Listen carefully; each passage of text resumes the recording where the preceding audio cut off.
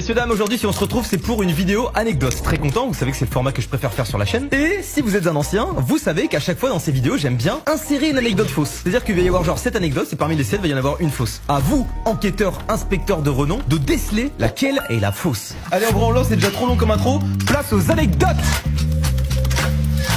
Comme vous le savez pour ceux qui ont vu le vlog de mardi, j'ai pété ma voiture. Du coup jeudi dernier je l'emmène en réparation et pour rentrer chez moi je prends une navette gratuite. Il y a ça en ce moment sur Angers, je connais pas, je me dis ah bah tiens ça va chez moi, vas-y let's go. Donc je rentre dedans tranquillement, je m'installe, on roule 5 minutes et en gros cette navette elle fait des arrêts. À un arrêt il y a une meuf qui rentre, qui vient me voir et qui me dit tu me reconnais? Une meuf brune que je n'ai jamais vue. Enfin en tout cas elle me dit rien. Et ça se passe comme ça genre ah mais tu me reconnais pas? Denis Brognard? Mais non on est sortis ensemble en primaire.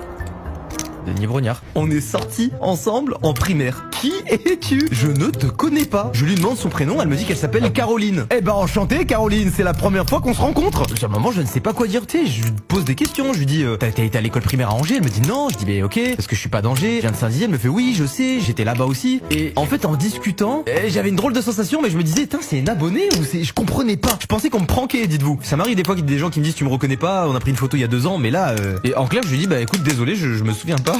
Donc bah à tout. Et la meuf insiste pas, elle va s'asseoir et c'est tout. Le trajet se passe, on se rapproche de plus en plus de chez moi et je me rends compte que la personne en question est toujours dans la navette. Donc je me dis c'est bizarre et je commence à stresser. Je me dis si ça se trouve c'est une personne trop bizarre et tout qui est en train de me suivre. Du coup ce que je fais c'est que je descends plus tôt. En fait je descends un arrêt avant chez moi. Et là comme par magie qui descend en même temps que moi? Caroline. Donc là j'arrive à un stade où à tout moment je me retourne et je lui dis c'est quoi ton problème? Avant il y avait des notions de politesse et tout. Là je commence à rentrer dans un mood où je me dis si tu continues je te mets une patate. On est au centre-ville d'Angers mais un petit peu excentré. Donc ce que je fais c'est que je marche un petit peu et je rentre dans le premier magasin que je vois pour être sûr que la personne ne me suit pas. Je rentre dans le magasin et elle ne rentre pas. Donc je me dis ok c'est bon, elle a fait sa vie, elle est partie, je suis tranquille. Je ressors du magasin, elle est là. Donc petite sueur froide. Et plutôt que de continuer à faire ce jeu pendant 8 ans, qu'est-ce que je fais? Réponse A, je prends mon courage à deux mains et je vais lui parler. Ou réponse B, je rentre dans le magasin. Le temps est écoulé. C'est la réponse C, je prends la fuite. Les gars j'ai marché et dès que j'ai pu j'ai tourné sur la droite. J'ai couru. Je l'ai semé et j'ai plus jamais eu de nouvelles de cette Caroline. Ça s'est passé il y a 3 jours.